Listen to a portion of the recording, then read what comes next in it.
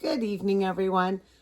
This is your teacher and fellow student, Heidi. Rhonda is controlling the TV screen, and we figured out a different way to give you some access. I don't know yet how readable all of that is, so we're trying different things.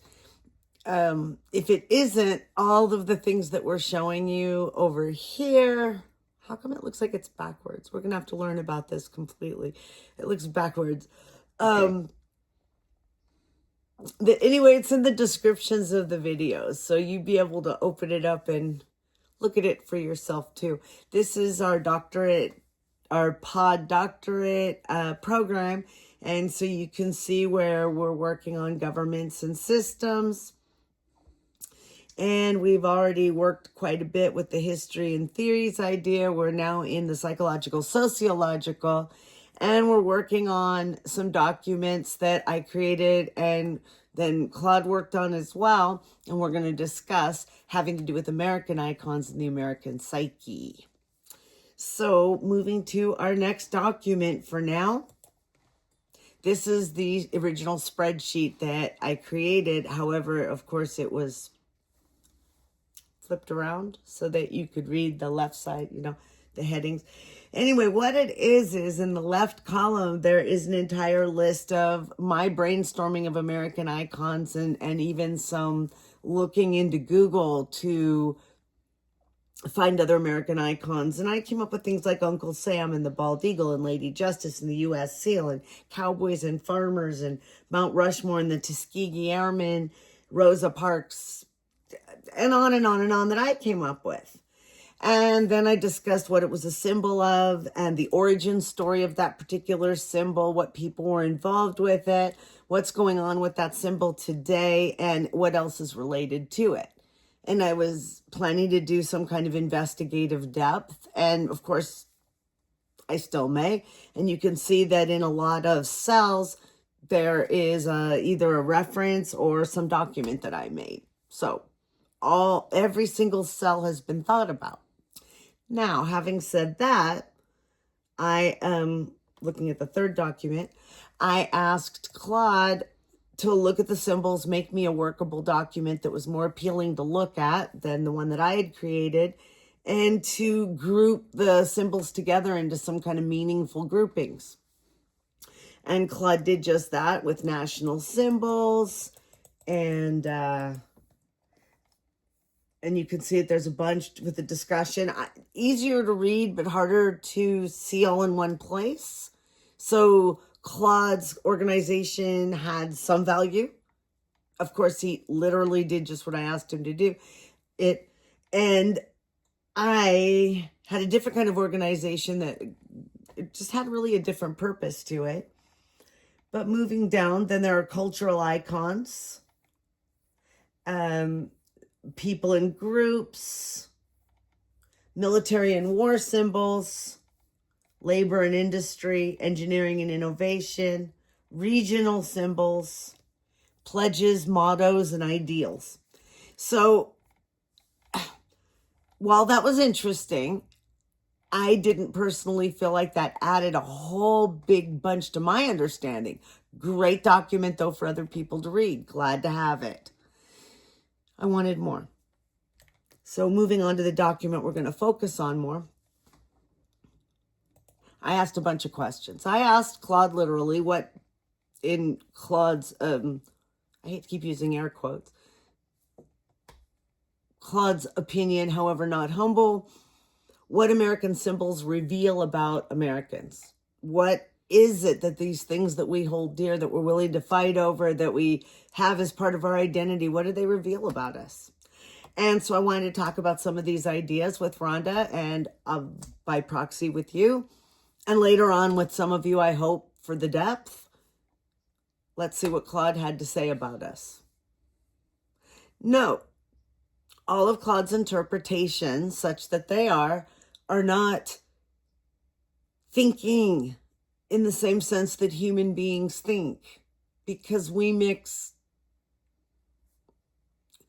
a different kind of nuance and purpose and our own purpose and a mix of being enculturated and interest and feelings. I may have said that already, all in it. Claude does not. AI does not. AI does not feel. AI, in fact, has been programmed to mimic humans and mimic empathy like narcissists do. So I just want you to store that away. It's very, very, very important. And interestingly enough, AI is a tool like most narcissists.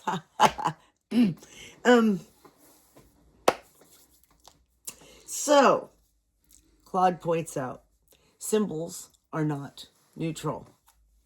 They are collective projections that reveal what a culture celebrates, what it aspires to be, how it sees itself, and what it cannot face. What it cannot face. Interesting interpretation. I might not have chosen that for collective projections. Before we unpack that, I want to finish the thought that I'd started earlier. Claude is not thinking. AI is not thinking in the sense that we mean it when humans do it. What they are doing, what AI right now is doing, is looking over all of human knowledge and human creativity and human anythings that it is allowed to get its hands on, so to speak, that it is programmed to look at and synthesize that material. If somebody hasn't said it out loud, Claude's not going to consider it. Now, having said that, there are elements of synthesis, integration, conclusions, and a lot of other kinds of things that go beyond the surface of what's been ingested and moves on to digest. More on that later. Back to here. What are collective projections? Collective means we agree. Collective means a bunch of us think it. A collective is we all, to a certain extent, think the same, in the sense that G.I. Joe gives most of us a certain image, at least those of us of a certain age, a certain image of soldier. Good and bad. Projections. Well, in psychology, a projection is when you see in something or someone else what you, behind the scenes of your mind, think you are.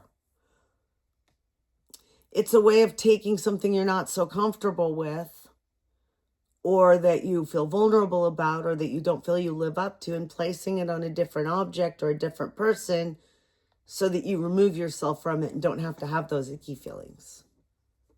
Collective projections. Think about the way that a projector projects out so that the image and the feelings and everything are over there on a screen and not back here with the machine. So, like anything else, like any other collection of symbols, like anything else that an artist puts out or a thinker puts out, and I mean anything, the products of a human do reveal that human's values by kind of even definition. So Claude has on here that the symbols of a country would say what that country would like people to think that it is. To think, we celebrate this. We want to be this. We're this. And I'm not sure yet what I want to say about what it cannot face. What do you think? What do you think Claude's getting at there?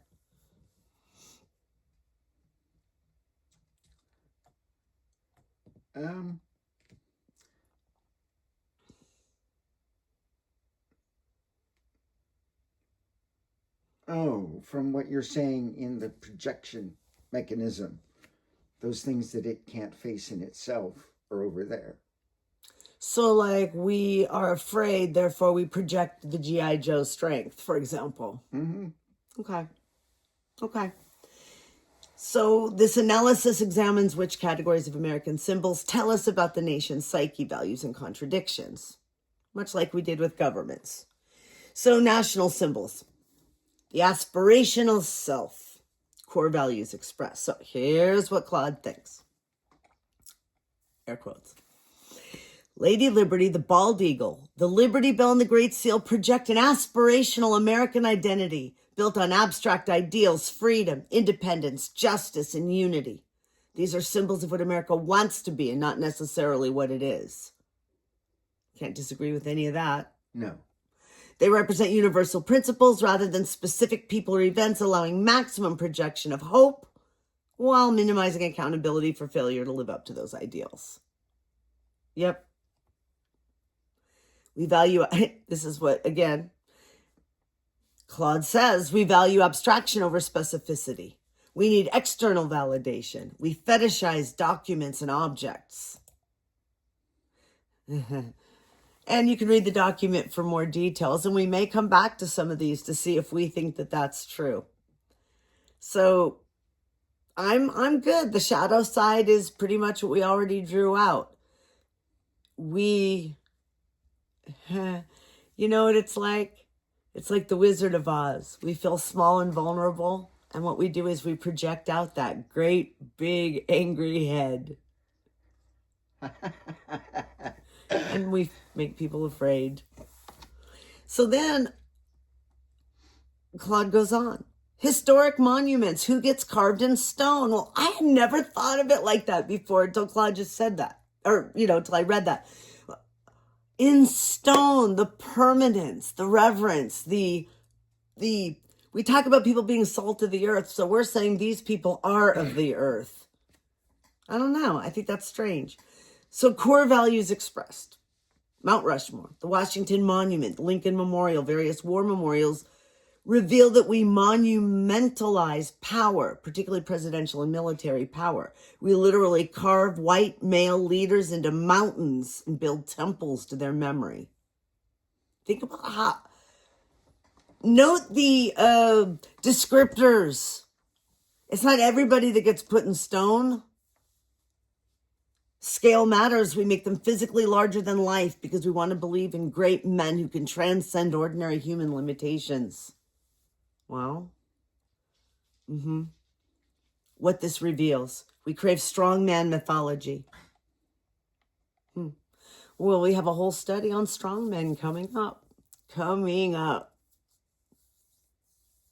Ruth Ben-Ghiat. We're deeply conflicted about our history. No kidding, really? Does she mean recent? Or she? Not only is it Claude, but Claude isn't even a he. Are we deeply conflicted about slavery history? Are we deeply conflicted about Reconstructionist history? Are we deeply conflicted about Nazi history? Are we deeply conflicted about Trump history? Yes. Yes, we are. We prefer commemoration to reckoning. Well, there could be no doubt. Reparations are not a thing, but stone temples are. Size equals importance. See, that's why they voted for him. They recognize his values. The shadow side. Monuments are tools of historical erasure as much as remembrance. They declare this is what matters. Everything else is footnotes.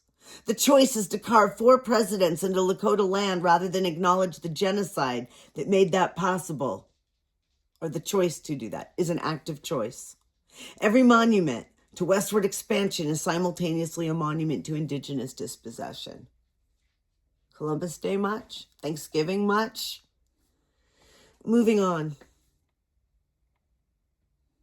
Cultural icons, the frontier myth, Paul Bunyan, cowboys, Route 66, baseball, jazz, Hollywood.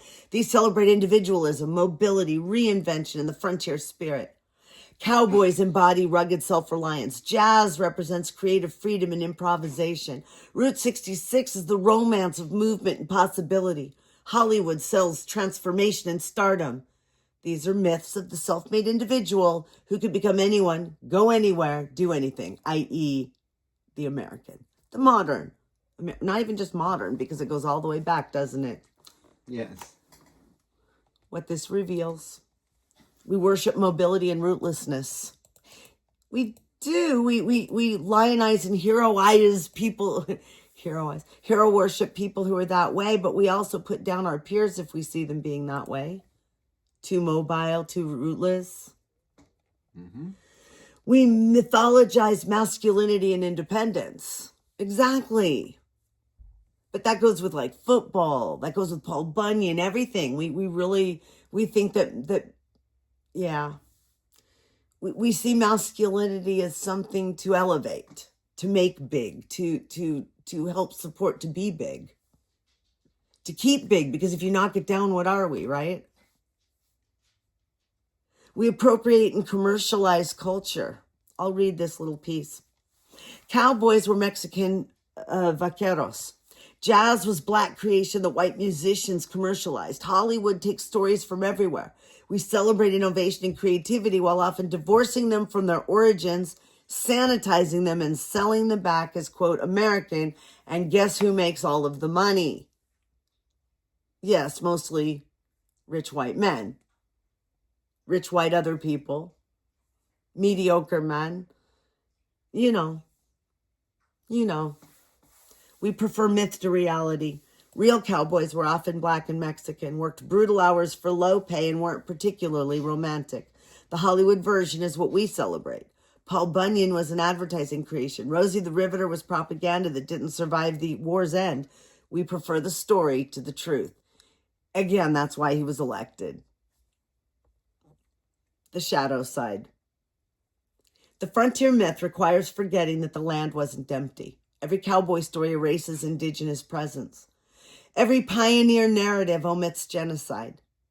The romance of mobility conceals the violence of displacement, both of native peoples and of workers whose labor made expansion possible. The myth of rugged individualism denies how much American independence relied on slavery, exploitation, and systematic exclusion. We celebrate self-reliance while building it on others' subjugation. That is the American story. Later on, one whole level of the depth that we're talking about is connecting this to capitalism and why capitalism is being crammed down our throats and indoctrinate, why children are indoctrinated to think that it is the same as democracy. We'll go there. People in groups. Who counts as American? The Tuskegee Airmen, Rosa Parks, Navajo Code Talkers, Buffalo Soldiers, Sacagawea, Harriet Tubman, MLK, Frederick Douglass, Susan B. Anthony. These represent struggle for inclusion. Let me add Native Americans on and off reservations. They are heroes precisely because they had to fight for recognition. Their symbolic importance reveals that American identity is continuously contested. Isn't it now with birthright citizenship? They prove worth through exceptional achievement under systematically unjust conditions. No, that explains a whole lot of Black excellence, and then why Trump and other racists decry that and take it down. Think Black Wall Street, think Seneca. It goes on and it goes on and it goes on. What this reveals: we tokenize rather than transform. We celebrate individuals who broke barriers without taking away the barriers. Inclusion requires proving worthiness. These figures that we're talking about aren't just celebrated because they're human or because they just did something cool. They're celebrated for being extraordinary despite oppression, like they wouldn't be recognized if they hadn't been oppressed. Like if they just got squished, too bad. But somehow, because they were so amazing that they rose above the oppression, we lionize them, but we leave the oppression in place. We sanitize resistance. This, I'll read the entire paragraph. We love Martin Luther King Jr.'s dream speech, but not his critiques of capitalism and militarism. We celebrate Rosa Parks' quiet dignity, but minimize the organized movement behind her. Frederick Douglass becomes self-made rather than abolitionist radical. We extract the parts that make us comfortable and discard the parts that challenge us. That's why I think they don't talk about Malcolm X, because he made that a whole lot less possible, didn't he? Belatedness is telling. Many of these figures were marginalized or forgotten in their time and elevated later. Sacagawea wasn't celebrated until suffragettes or suffragists needed a symbol. Buffalo Soldiers were honored long after their service. We prefer dead heroes who can't make new demands. Let me say that again. We prefer dead heroes who can't make new demands. That's one to come back to, guys. That's something to talk about just all by itself. A whole little thesis for a video. So the shadow side, This category exists because default American, like default, well, all right, default quote American has traditionally been white and male. The fact that these figures require a separate category that their Americanness needs proving, i.e., Black Americans, Mexican Americans, Italian Americans, blah and blah and blah. Female scientists, that whole thing tells you what the default is. That's what's being alluded to here. The fact that their Americanness needs proving reveals the exclusion at the heart of American identity. I'm going to say that again. Reveals the exclusion at the heart of the American identity. That is the key. That exclusion, that's what we're trying to, that's the whole nastiness that we need to get rid of. That some people think they're American and think that other people are the exceptions, and Anyway, excuse me. We celebrate their inclusion now while minimizing ongoing exclusion. Same thing. We look for the symbol. We're good. We like Black people. We put Harriet Tubman on the $20 bill. Didn't yet. But the point is, you had a Black president. What more do you want, right? Don't take that out of context. But wealth equality by race still persists. No reparations. So the symbolic inclusion becomes a substitute for material justice. We don't want you patting us on the head. We want equal pay. We don't want to be told we're noble. We want a place to live. We don't want to suffer. We want health care. Anyway.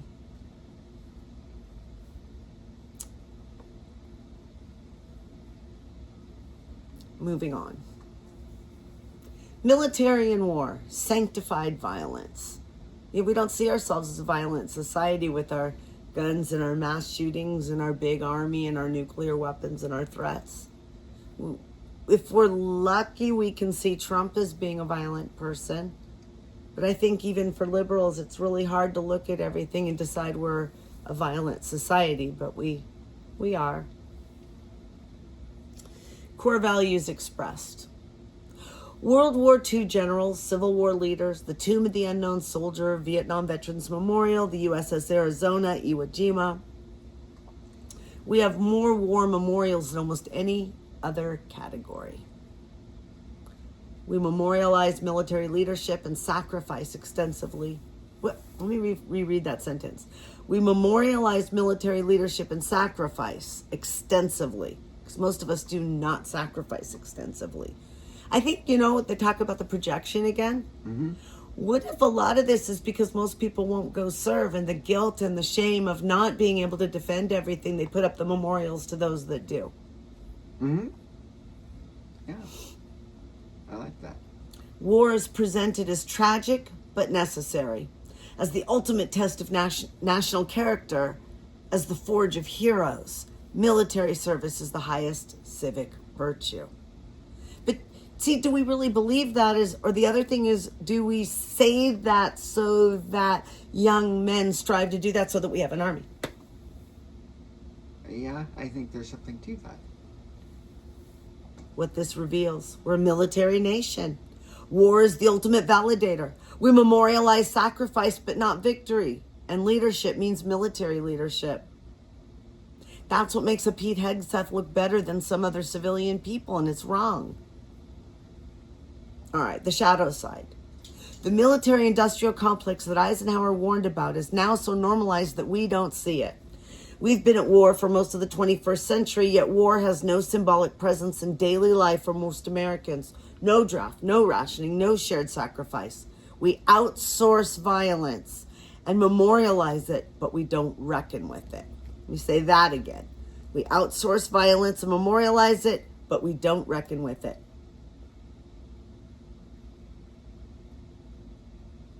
The Gulf War generals, this is deep, and I want to come back to it, but I'm going to share. The Gulf War generals aren't symbols. Iraq and Afghanistan produced no monuments. We memorialize past wars, while conducting present ones invisibly. We honor soldiers while sending them to endless deployments, the symbolic substitutes for accountability. Labor and industry, the forgotten foundation. Core values: farmers, steel workers, auto workers, coal miners, farm workers, farmers and farm workers. That's good. Oh, the owners, perhaps small farmers versus migrant farm workers and others. I don't know. Labor unions, these celebrate work, dignity, solidarity, and middle class built by industrial labor. They represent the idea that honest work deserves respect, that collective action can improve conditions, that physical labor built American prosperity. They connect to both Jeffersonian agrarian ideals and New Deal labor protections. What does this reveal? We pay lip service to workers, but we worship the owners, i.e., capitalism. These symbols are past tense. How do we feel about current workers like Amazon, Starbucks? Collective action is un-American until it's not. Socialism versus unions. Hard work is virtuous if it's the right kind, like if it benefits me. Never mind if it benefits the poor. American prosperity was built by enslaved people, immigrant workers, and exploited labor. But our symbols minimize this. The steel that built America broke workers' bodies. The farms displaced indigenous peoples. The mines poisoned communities. The assembly lines destroyed joints and spirits. We celebrate the products while forgetting the costs. The Rust Belt is a graveyard of broken promises to workers who believed hard work guaranteed security. We memorialize past labor while actively undermining present workers' power to organize, bargain, and survive. There's so much there. There's so much there that's affecting what's going on right now in our country that I'm going to stop. I'm not going to discuss too much. Do you have anything you want to add, though? No. It's just a grim assessment. Right? I think that almost every sentence needs to be returned to and taken apart, though. Mm-hmm. Engineering and innovation, conquest through technology, also pertinent to today. Going all the way back, Erie Canal, Transcontinental Railroad, Hoover Dam, Golden Gate Bridge, Empire State Building, Interstate Highway System, the Apollo Moon Landing. Engineering, the American can-do optimism. What is it Biden kept saying? If we put our minds to it, there's nothing we can't do. We're Americans. Yeah. If we can imagine it, we can build it. And on with that. What does that reveal? We worship technological solutions. You know, we were the new kids, right? Yeah. We declared revolution. We're not from the old country. We're the new country. We're the new kids on the block. We're always a step ahead. There's that part of this. Nature is something to conquer. So is the continent. So were the buffaloes. So were the Native Americans. So, whatever's. Bigger is better. Progress is linear and inevitable. Small towns have been fighting this for 200 years. Right. So the shadow side goes on about how engineering isn't neutral. It serves power. Who decides what gets built? Who pays the price? These symbols let us avoid those questions. Yeah, we focus on,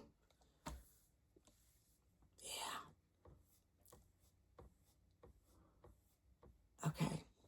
3 more sections right now. Contested symbols. The unresolved American identity.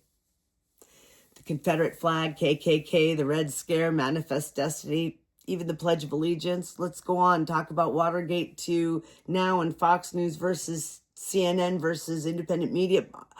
It doesn't end. It goes back to those conflicts. So this is the contested other side. We can't agree on history. Some want that conflict out. Some want it buried. Some want to punch a Nazi in the face. Others want to kill the libs. It's a very complicated thing. The shadow side, it's our shadow, all right. We can't integrate them. White supremacy is in our face. Indigenous genocide is still happening. There's still anti-Semitism. There's still Islamophobia. Nobody agrees exactly on what all these things are. And meanwhile, bottom line, we're fighting right now for our freedom of speech. Moving on. We'll be back. Regional symbols. There are many Americas, from Mississippi steamboats to the Alamo, from the Freedom Trail to the French Quarter, Yellowstone, the Grand Canyon, all these regional specifics. We're not a melting pot. We might be a salad, but we're a salad that doesn't want, I don't know, I'm trying to make a joke with lettuce and tomato, and I'm not, but I'll come back to that.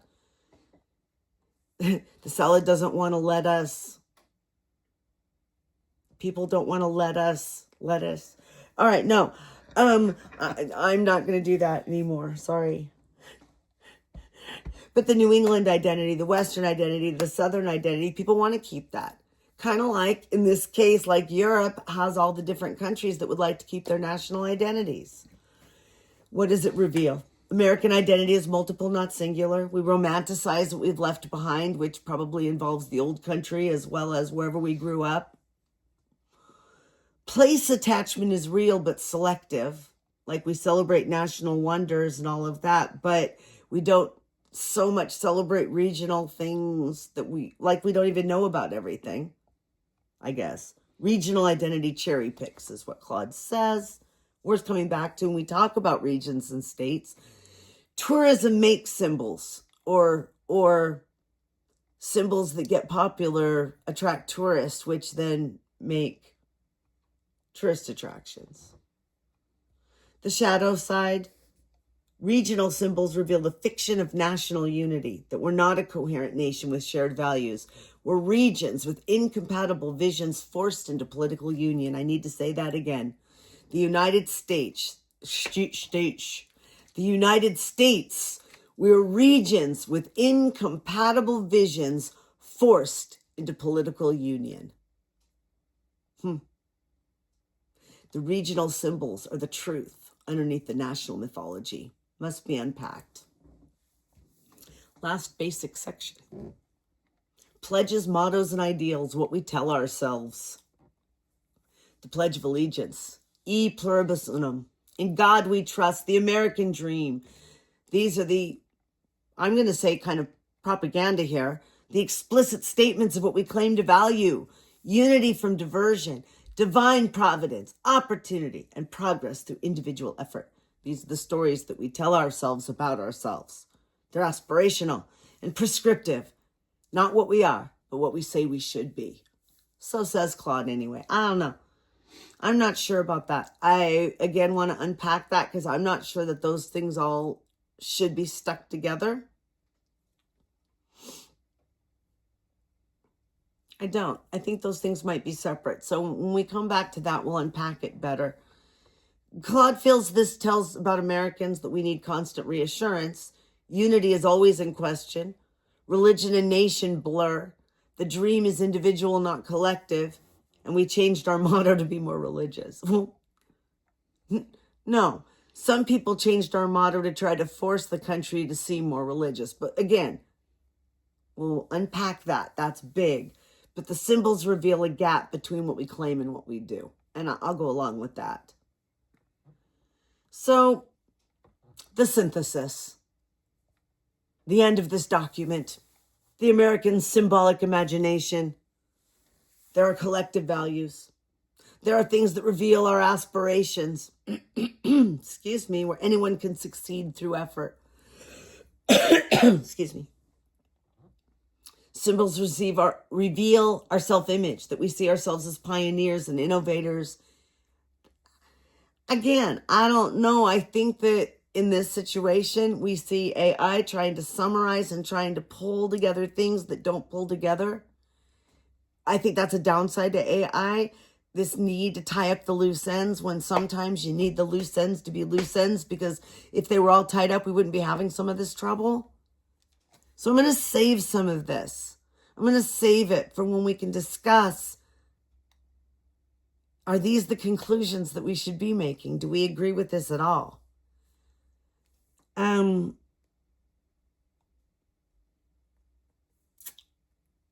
America proclaims universal values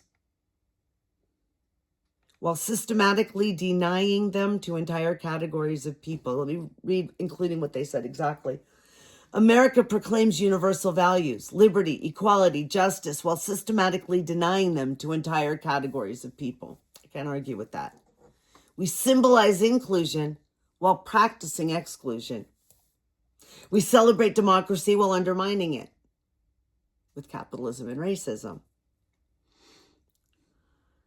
Well, we worship freedom while incarcerating more people than in any nation in history. We claim exceptionalism while reproducing the same patterns of imperial domination as previous empires. We claim exceptionalism. And we act just the same as any other person drunk on power, any other entity drunk on power. The symbols let us believe the mythology while living the contradiction. They are not lies exactly.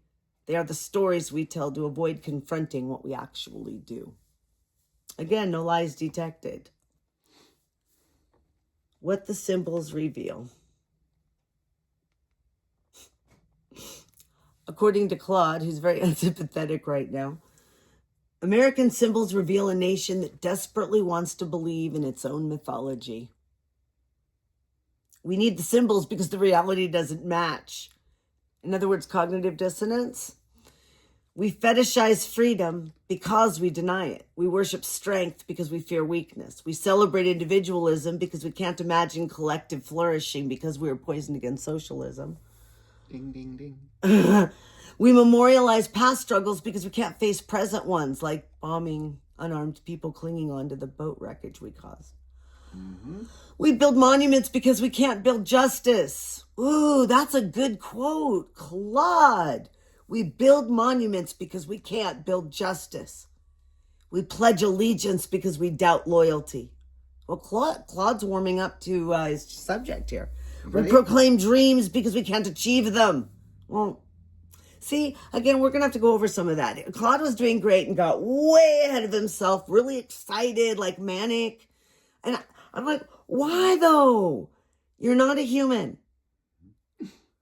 I'm trying to understand what part of training or programming in AI causes that manic-y appearance. The symbols are both aspiration and evasion. Yeah, maybe. I'm going to stop.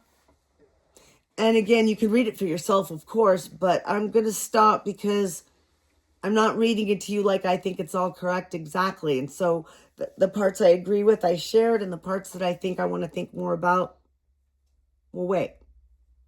So just to back up a little bit, back to the symbols paper. You can see that this is very readable. You have Lady Liberty, gives you all kinds of information about Statue of Liberty in particular. And if you want to know more about Uncle Sam, so this is, like I said, it's a thing that you could just read through. Nicely organized. I'm not sure it fits very well for having me read it to you, though. But what I'm open to is if you have questions about anything or you want anything that we do tonight, put it in the chat and we'll talk about it in another video because we want to respond to those chat comments. That's literally what this is going to be for. Going back another document. This again is available to you. You could trying to make that more. There we go. Because you can read it backwards. You can go back here if what you want is something that's more condensed so that you can do a little compare and contrast or reorganize it. You can, I don't know if you have the permissions to reorganize it, but you can probably copy it. I don't know.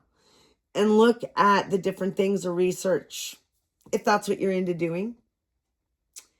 And if you want to look at the entire program, of course, you can go back to this spreadsheet that shows you what we're doing. It has all kinds of different links and things in it.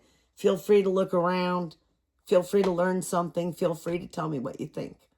Thank you for being here. See you soon.